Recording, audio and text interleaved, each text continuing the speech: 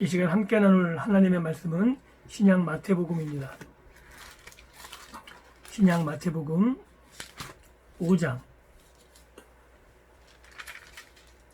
신약 마태복음 5장 1절에서 3절까지의 말씀.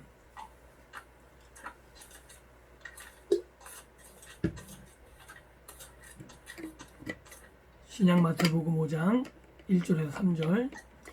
찾으셨으면 함께 한 목소리로 봉독합니다. 같이 읽습니다.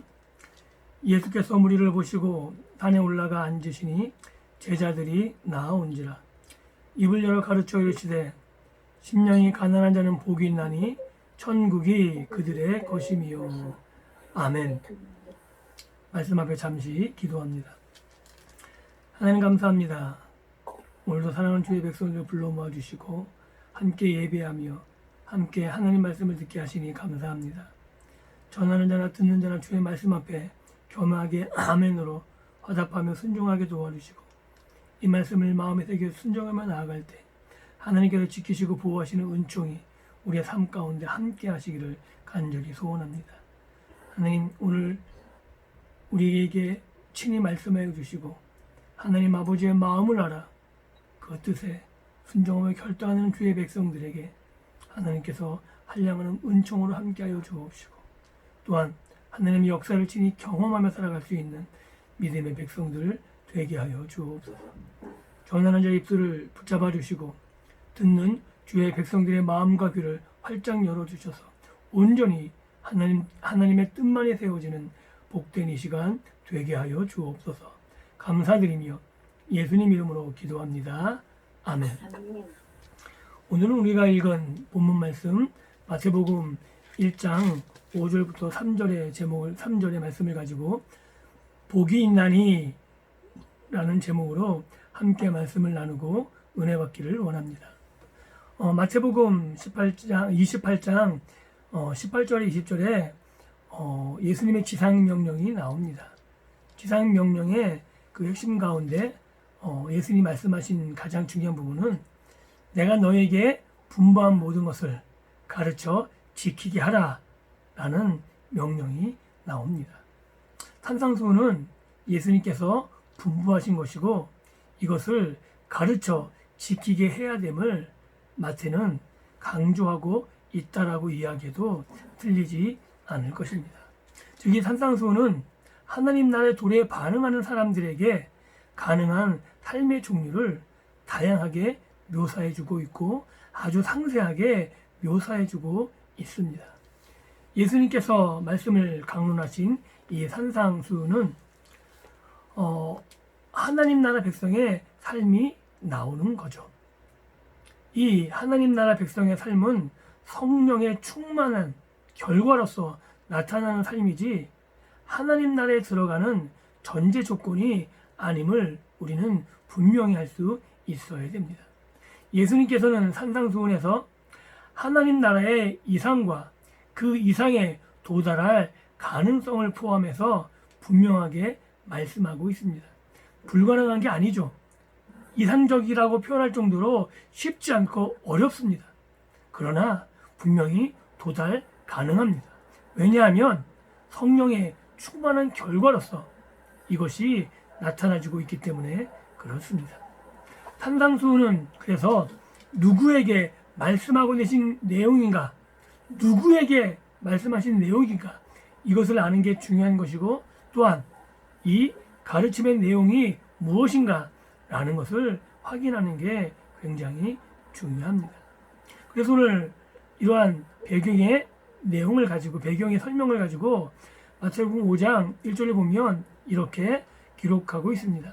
예수께서 무리를 보시고 산에 올라가 앉으시니, 무리를 보셨다고 말씀하고 있는 거죠.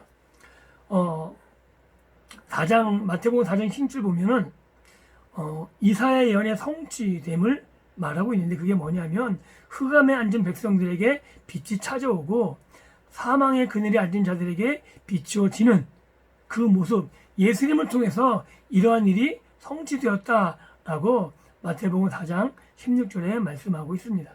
그리고 그 예수님에게 그 구약의 성취를 이룬 예수님에게 4장 23절부터 26절까지 보면 수많은 무리가 따랐다라고 기록하고 있습니다. 여기서 마태복음 5장 1절에 나타나는 무리와 예수님을 따른 무리, 그 무리가 완벽하진 않을지 모르겠지만 성격이 동일하다라고 말할 수 있는 거죠. 즉 예수님의 복음 전파에 호응해서 예수님의 말씀과 예수님의 베푸시고 행하신 일에 반응해서 나온 무리라는 겁니다. 이들은 복음이 필요한 사람들인 거죠.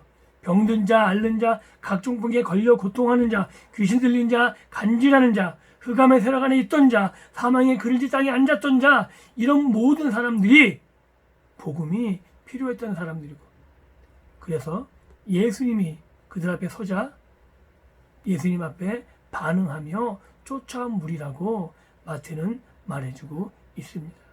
그래서 마태복음 5장에서 시작하는 산상수훈의 첫 부분을 우리가 살펴보면 팔복이라고 말할 수 있는데, 이 팔복은 자격과 조건을 제시하지 않는 것입니다. 산상수훈이 하나님 나라의 백성의 조건으로 이것을 지켜야 하나님 나라에 들어간다가 아닌 것처럼 팔복도 어떤 것을 행해야 주어지는 조건이 아니라, 팔복은 그 당시 이런 사람이 복된 사람이다라고 예수님께서 말씀하고 있는 내용임을 분명히 알고 있어야 됩니다. 그래서 이 무리, 이 산상수훈을 듣는 이 무리만을 대상으로 하고 있는 것인가? 예수님이 무리를 보셨다는데 그렇지 않음을 바로 다음의 내용을 통해서 확인할 수 있습니다. 5장 1절 제가 다시 한번 읽습니다. 예수께서 무리를 보시고 산에 올라가 앉으시니 제자들이 나온 자. 무리를 보시고 말씀하시는데 제자들이 나왔다 그러는 거죠. 산상수훈은 예수님의 가르침이 주로 제자들을 위해서 의도된 것임을 보여주고 있는 겁니다. 예수님의 제자도 훈련이라고 칭할 수 있을 법한 내용이라고 말할 수 있습니다.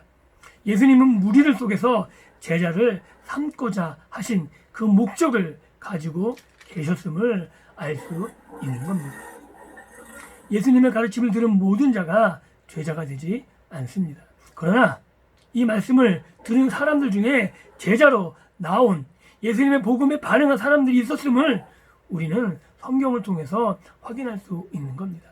그럼 그 무리 가운데 제자로 나온 사람들, 그 제자의 표지가 무엇인가? 그것은 예수님을 주님으로 부르는, 예수님을 주님으로 호칭하는 사람들, 그들이 바로 제자들이라고 말할 수 있는 거죠. 단지 랍비가 아니라 예수가 나의 주인됨을 고백하는 사람들, 그들을 향해서 예수님이 산상수훈의 중요한 말씀을 전하고 있다라고 말할 수 있는 겁니다.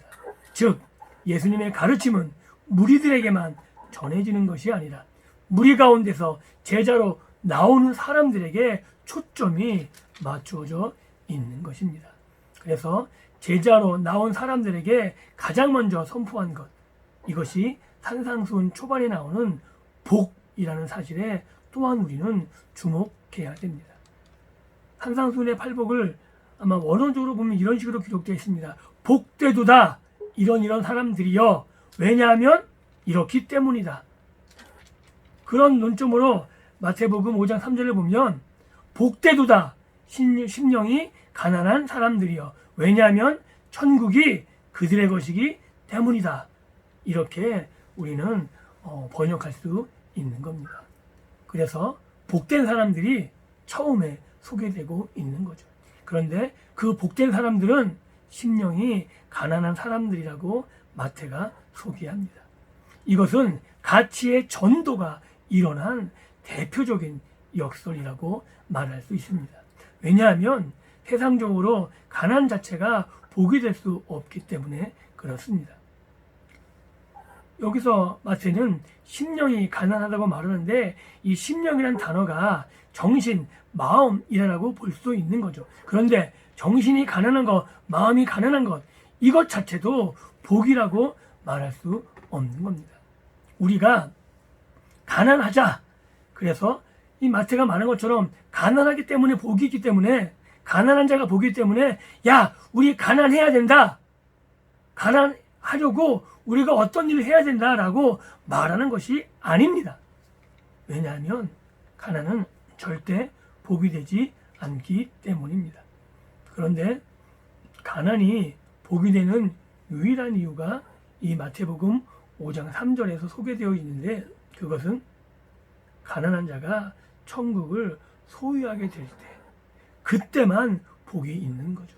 가난한데 천국이 소유되지 않으면 그들은 그냥 불쌍한 자일 뿐입니다. 그런데 그 가난한 삶으로 말미암아, 그들의 가난으로 말미암아 천국이 주어졌다면 그들은 복 있는 사람들이다 라고 예수님께서 말씀하고 계십니다. 가난해져서 천국을 소유하란 말이 아니라 가난한 자들에게 천국이 열려져 있다 라는 사실을 예수님이 말씀하고 있는 겁니다. 여기서 가난이란 것은 어떻게 보면 파산이라고 말할 수 있는 거죠. 그것이 영적이건 육적이건 세상적이건 어떻게 보든 그 가난이란 것은 파산 상태를 말한다라고 할 수 있습니다.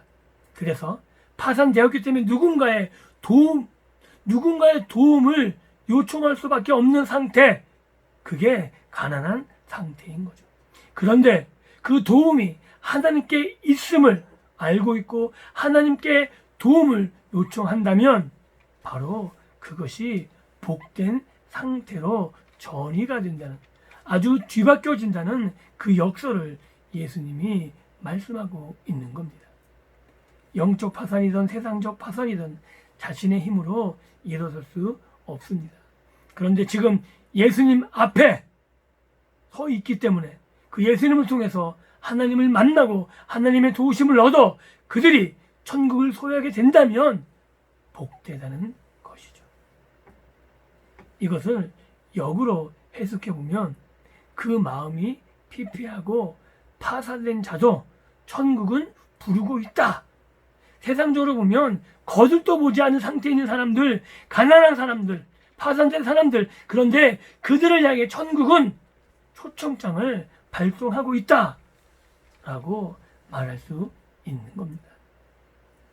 부자, 이 사람들은 힘 있는 사람들입니다. 가진 자입니다. 자기 힘으로 무엇을 할 수 있다고 생각하는 자들입니다.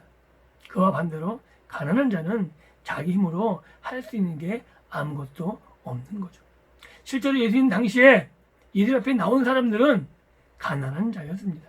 기득권 세력들은 예수님과 적대 관계에 있었고 예수님을 모욕하고 예수님을 잡기 위해서 나왔지 예수님의 말씀을 들으려고 나오지 않았다는 것을 우리는 성경을 통해서 확인할 수 있습니다.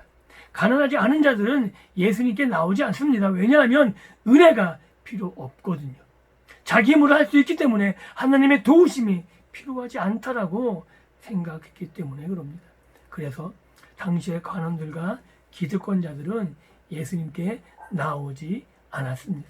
그들은 가난하지 않았기 때문입니다. 그런데 이 가난한 자들, 예수님 앞에 서 있는 이 가난한 자들 앞에 예수님이 복을 선포하십니다. 너희들은 복이 있다.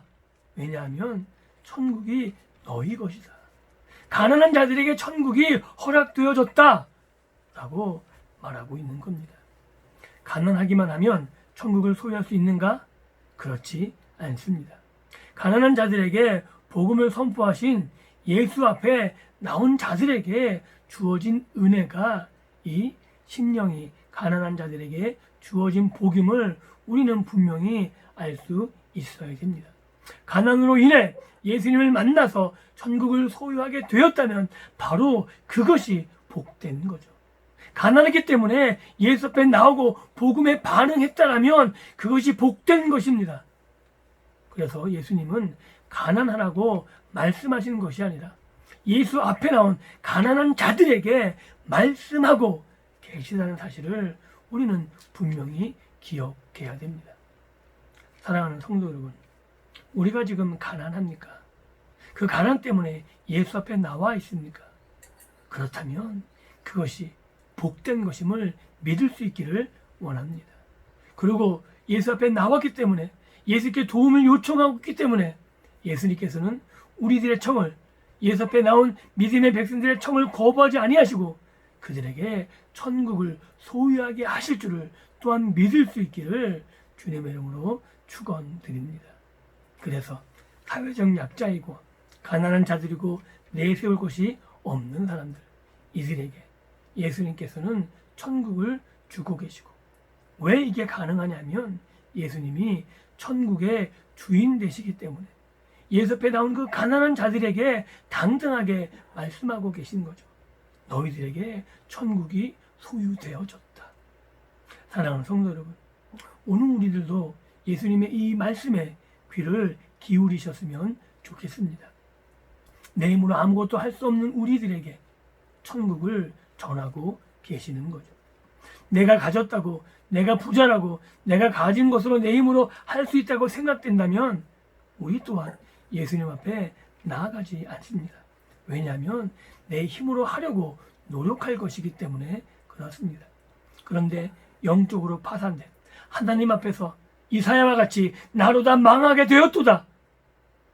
내가 죄 가운데서 살아계신 하나님을 배웠음이로다 라고 영적인 죽음의 상태를 깨달은 자들, 하나님 앞에서 내 가진 것으로 아무것도 할 수 없음을 아는 자들, 세상적으로도 가난하기 때문에 일어설 수 없기 때문에 하나님의 도우심만을 요청할 수밖에 없는 그 사람들이 예수 앞에 나간다면 그들은 예수님께서 선포하시는 천국이 너희들의 것이다 라는 예수님의 음성을 들을 수 있을 것입니다.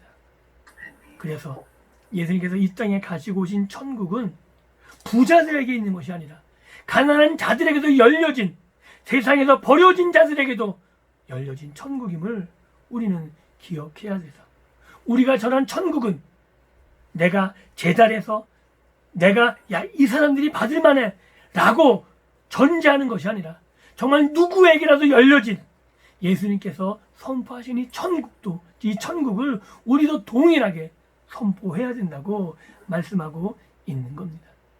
또한 예수님이 말씀하신 부자 청년에게 말씀하신 내용, 부자가 어떻게 하나님 나라에 들어가기 어려운지. 그때 제자들이 이렇게 묻습니다.